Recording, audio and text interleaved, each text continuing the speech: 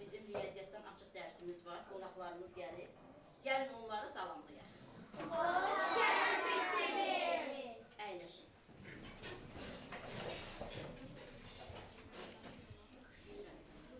Hamının diqqəti monitora, diqqətlə monitora baxın. Monitorda həndəsi figurlar görürük. Yuxarıdakı müstəqil figurlar, aşağıdakı isə təzad figurlar. Təzad figurlar. Əyləş qızım. Yaxşı.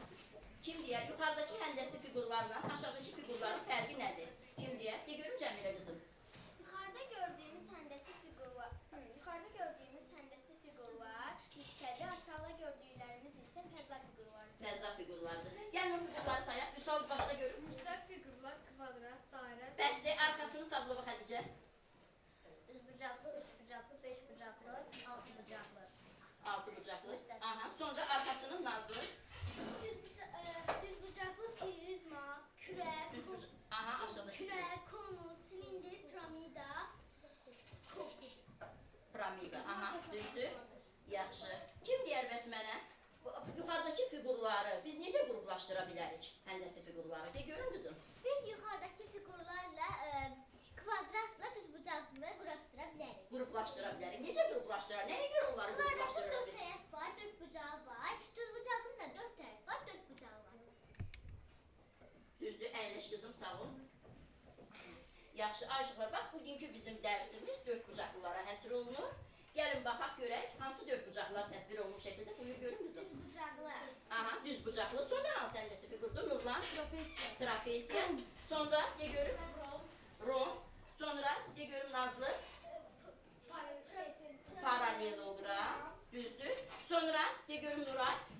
yenə trapesiya, Trapesiya. Sonra sən Kvadrat. kvadrat. Bax bizim bugünkü dərsimiz dörd bucaqlılara həsr olunur. Dörd bucaqlılar bilirik ki dörd tərəfi və dörd bucağı var.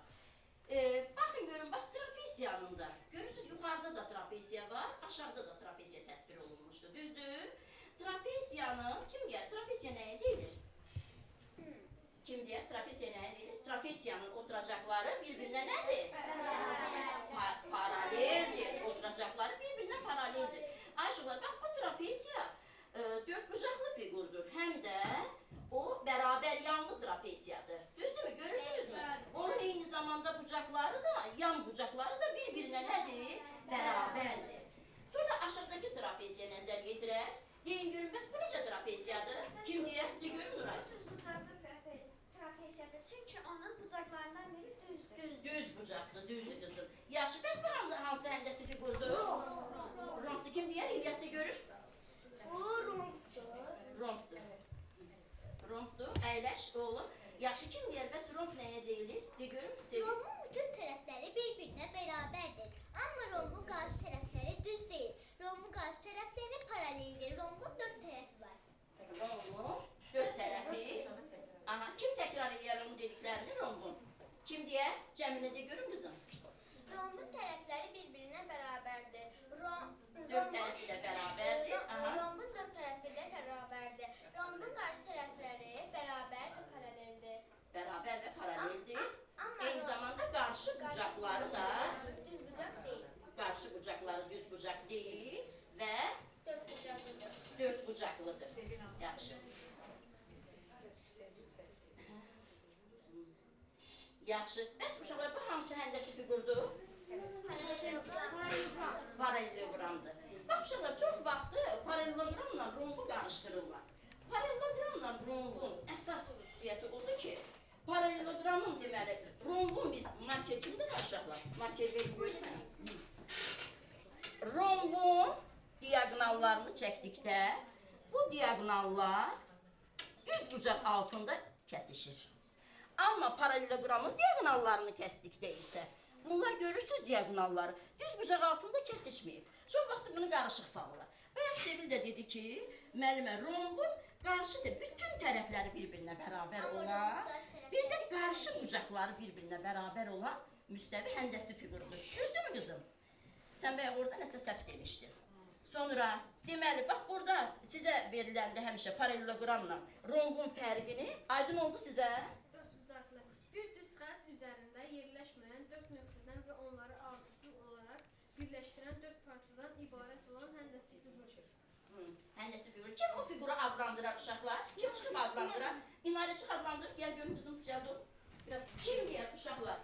Bax bu 4 bucaqlıdır. 4 bucaqlının tərəfləri nədən ibarətdir? 4 bucaqlının tərəfləri nədən ibarətdir? Düz xətt parçalarında. Kim o parçaların? Sən təpə nöqtələrini yazdın, düzdürmü qızım? Əyləş, sağ ol və onu oxu görüm indi sən. Adlandır. A, B, C, D. Düzdür, kim onu başqa cür oxuyar? A, D, C, B. A, D, C, B. Düzdür, afərin, əyləş. Eyni zamanda, yaxşı, deyin görün, bəs bu hansı həndəsi fiqurdur? Buyur görün qızım. Bütün bucaqları düz bucaq olan 4 bucaq. Kim adlandırar onu yenə çıxıb? Buyur görün. Aydan gəl, aydandır. Cəbdul biraz geç. Danışıyorum düz bucaqlar haqqında qızım. Bütün bucaqları düz bucaq olan 4 bucaqlı, düz bucaqlı adlanır. De görün qızım düz bucaqlı nəyə deyilir? Bütün bucaqları düz olan 4 bucaqlı, düz bucaqlı adlanır. Düz bucaqlı adlanır, düzdür. Uşaqlar görürsünüzmü? Düz bucaqlının qarşı tərəfləri cüt-cüt, bərabər və necədir? Paraleldir, düzdürmü? Onun da tərəfləri, tərəfləri nədən ibarətdir? Düz xətt tərəfləri. Onun tərəfləri düz xətt parçasından ibarətdir. Düz xətt parçasından ibarətdir. Gəlin indi, yəni onların düz xətt parçalarını sayaq, söyləyək. Buyur görün hə? A, B, B, D, A, C, C, D, A, B. A, B, düzdür. Alqışlayaq Nurayı, afərin. Deyin görün, bu hansı həndəsi fiqurdur? Kvadratdır. İlyas buyur görün. Bütün tərəfləri bərabər və bütün bucaqları düz bucaqlı. Kim adlandırar onu? Sablığa çıx adlandır. Sil olanı adlandır. Hə, de görün oğlum. İlyas de görün. Kvadratı. Kvadratın bütün tərəfləri bərabər və bütün bucaqları düz bucaq olan 4 bucaqlı Kvadrat adlandır. Yaxşı. Qızım de görüm onun təpələri hansılardır? A, B, C, D. Düzdür. Deyin görüm kvadratın bütün tərəfləri bir-birinə nədir? Bərabər. Bərabərdir. Eyni zamanda kvadratın daxili bucaqlarının cəmi neçəyə bərabərdir? Neçəyə bərabərdir? Deyin görüm. Kvadratın bir tərəfi 90 olduğuna görə 4 tərəfi 360 dərəcədir. Düzdür. Ay uşaqlar, eyni zamanda biz kvadrata da düz bucaq bərabər tərəfli düzbucaqlı da deyə bilərik. Düzdürmü? Bütün tərəfləri bərabərdir. Düzdür. Biz düzbucaqlını deyəndə dedik ki, düzbucaqlının qarşı tərəfləri bir-birinə bərabər və paraleldir. Amma kvadrata da biz deyə bilərik ki, bərabər tərəfli düzbucaqlıdır. Deyə bilərikmi? Ay sağ ol. İndi kim deyər mənə? Monitora baxın. Buyurun görün. Nurlan buyur görün. Həndəsi fiqurlar iki növ olur. Hərəkətə başladığımız nöqtəyə gəlib çatmaq mümkün olursa, həmin fiqur qapalı fiqur, əks halda isə açıq fiqur adlanır. Deyin görün, bax bu birinci fiqur. Bax bu fiqur hansı fiqurdur? Hüseyin, Məhmədov Hüseyin. Buyur görün. Əyrəfət, düzdür. Bəs ikinci, deyin görün, bu necə fiqurdur? Qapalıdır, açıqdır. Bəs bu hansı fiqurdur? Cəfər Hüseyin. Sınıq xətti, düzdür. Yaxşı, bu necə fiqurdur bəs? Açıq fiqurdur. Bəs bu hansı fiqurdur? Laman buyursun, gözəl qızım. Ay, sağ ol. Nəyə görə biz ona düzbucaq, düşbucaq deyirik? 90 dərəcəyə bərabər olduğu üçün eyni zamanda da necə fiqurdur uşaqlar? Qapalı fiqurdur. Qapalı, bəs bu hansı fiqurdur? Düzbucaqlıdır. Yaxşı. Düzbucaqlının da qarşı tərəfləri bir-birinə nədir? Bərabər. Eyni zamanda necə fiqurdur? Qapalı fiqurdur. Sonra bəs bu hansı fiqurdur? Dairənin? Dairənin sahəsi, çevrəsi uzunluğu olur. Afərin. Alqışlar Nuraya. Bəs bu nədir uşaqlar? Bu hansı fiqurdur? Düzbucaqlıdır. Bu necə fiqurdur? Qapalı fiqurdur. Bəs bu hansı fiqurdur? Parça. Parça nəyə deyə görüm? Parça müəyyən uzunluq, amma hər iki tərəfdən məhdud olan düz xətt parçasıdır. Uç nöqtələrində böyük hərflərlə işarə olunur. Yaxşı, çox sağ ol. Afərin sənə. Alqışlar. Yaxşı, uşaqlar, bax, həndəsi fiqurlardan biz hamısının adını çəkdik. Ancaq yeganə həndəsi fiqurdur ki, biz bugün onun adını çəkmədik. O, əsas fiqurlardan biri, həndəsədə əsas fiqurlardan biri nöqtə və düz xəttir. Düz xəttir. Biz bir nöqtədə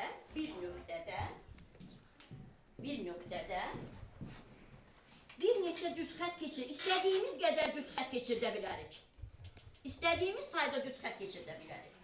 Amma iki nöqtədən isə bir düz xət keçirmək olar.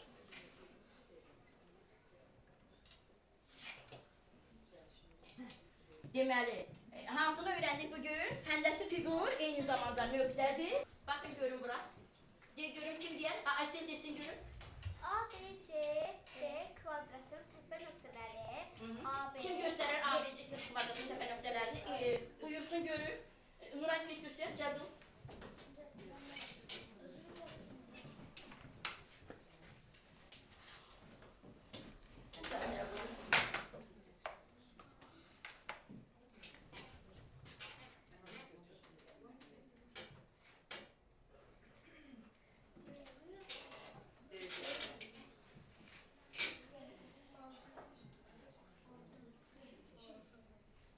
Yine kvadratın bütün tərəfləri bir-birinə nədir uşaqlar?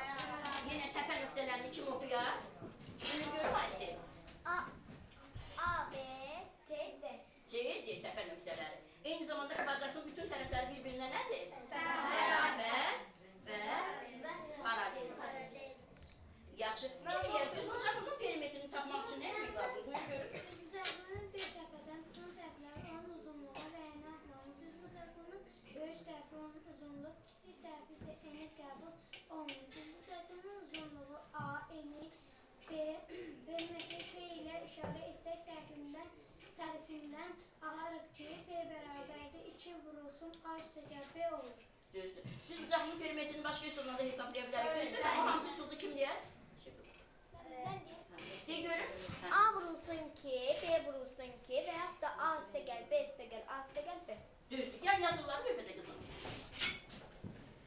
Markerim var. Yaxşı yazın marker uşaqlardan.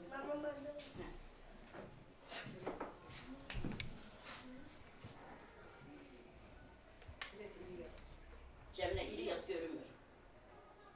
Bəs P bərabərdir də yazsa qızım. Üstəgəl və sanı Cəmilə. Diqqətli ol.